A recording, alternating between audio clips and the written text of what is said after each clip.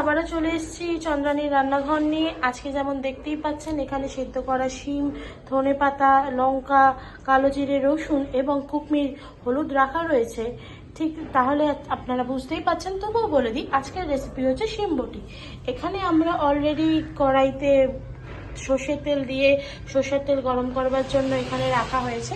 এখানে আমরা আজকে ব্যবহার করেছি ফরচুনের সর্ষের তেল।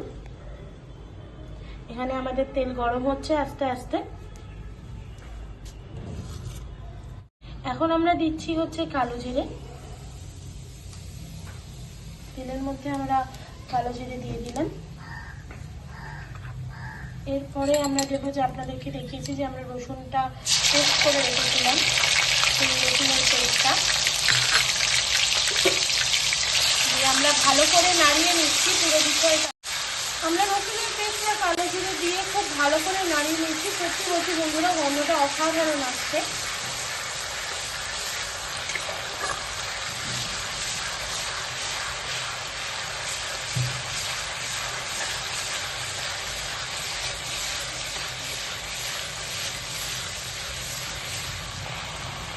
এবার আমরা এখানে আমাদের আগে থেকে সেদ্ধ করে রাখা যে শিমগুলো, সেগুলো আমরা দিয়ে দিচ্ছি।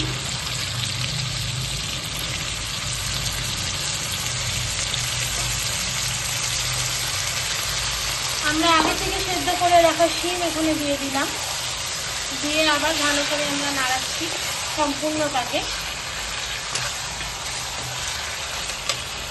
এরপর আমরা দেবো হচ্ছে কাঁচা লঙ্কা। যদি এই রেসিপিটাতে একটু ঝাল ঝাল হলে ভালো লাগে খেতে, তো যারা এক্সট্রিমলি ঝাল খান না তারা একটু কম লঙ্কা দিতে পারে, আর যারা ঝাল খেতে ভালোবাসে তারা তো নিশ্চয়ই এখানে ঝাল ঝাল করে খেতেই ভালোবাসবেন। সেখানে লঙ্কার পরিমাণটা একটু বেশি লাগে। দেখতে পাচ্ছেন লঙ্কা দিয়েও আমরা ভালো করে এটাকে আমরা নাড়াচ্ছি।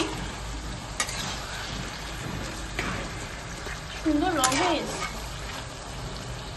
দেখুন কি সুন্দর আস্তে আস্তে পুরো জিনিসটা মাখো মাখো হয়ে যাচ্ছে। এবার আমরা দিয়ে দিচ্ছি এখানে পরিমাণ মতো হলুদ। 1 চামচ হলুদ ব্যবহার করলাম আমরা এখানে। কিন্তু বন্ধুরা একটা জিনিস আমরা বলে দিই, এই রেসিপিটা কিন্তু আপনারা করবেন সরষের তেলে। দিয়ে দিচ্ছি স্বাদ মতো নুন। এখানে আমরা 1 চামচ আর তার থেকে আর একটু বেশি ব্যবহার করলাম, আপনারা আপনাদের স্বাদ মতো ব্যবহার করতে পারেন। দিয়ে আমরা ভালো করে সম্পূর্ণটাকে নাড়িয়ে নিচ্ছি।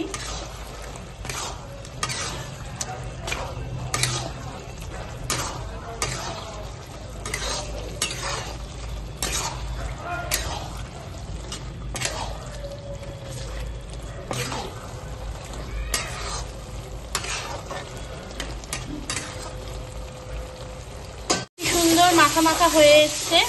নাড়াতে নাড়াতে পুরো বিষয়টা ভালো করে প্রথম থেকেই খেয়াল রাখবেন যাতে তলা না লেগে যায়। আর একটা জিনিস যেটা বলা হয়নি, যে যারা নিরামিষ খাবেন মনে করবেন তারা শুধু কালো জিরা দিয়েও এটা করতে পারেন।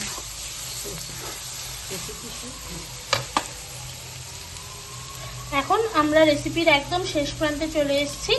এখন আমরা এর মধ্যে দিয়ে দেব ধনেপাতা, যেটা প্রথমেই দেখেছিলাম যে আমরা চপ করে কিছু ধনেপাতা রেখেছি। ধনেপাতা দিয়ে আমরা ভালো করে সম্পূর্ণটাকে নাড়িয়ে নিচ্ছি।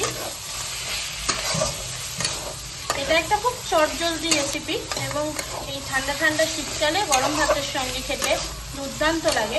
আপনারা ডেফিনেটলি ট্রাই করবেন এবং আমাদের জানাতে ভুলবেন না যে আপনাদেরকে এই চটজলদি রান্নাটা করে কেমন লাগলো। বটি তৈরি। আমরা এবার আস্তে আস্তে এটাকে নামিয়ে নেব পাত্রের মধ্যে। কি সুন্দর ধোয়া উঠছে না? শীতকালে বেশ এরকম গরম ভাতের সঙ্গে মাখা মাখা এরকম একটা সবজি হলে মন্দ হয় না। তো বন্ধুরা, আমরা আজকে এখানেই শেষ করছি। আবার দেখা হচ্ছে পরবর্তী রান্না নিয়ে। তাহলে আমাদের সঙ্গে থাকুন আর নিশ্চয়ই জানাবেন যে আজকের রেসিপি আমাদের শিম বটি কেমন লাগলো।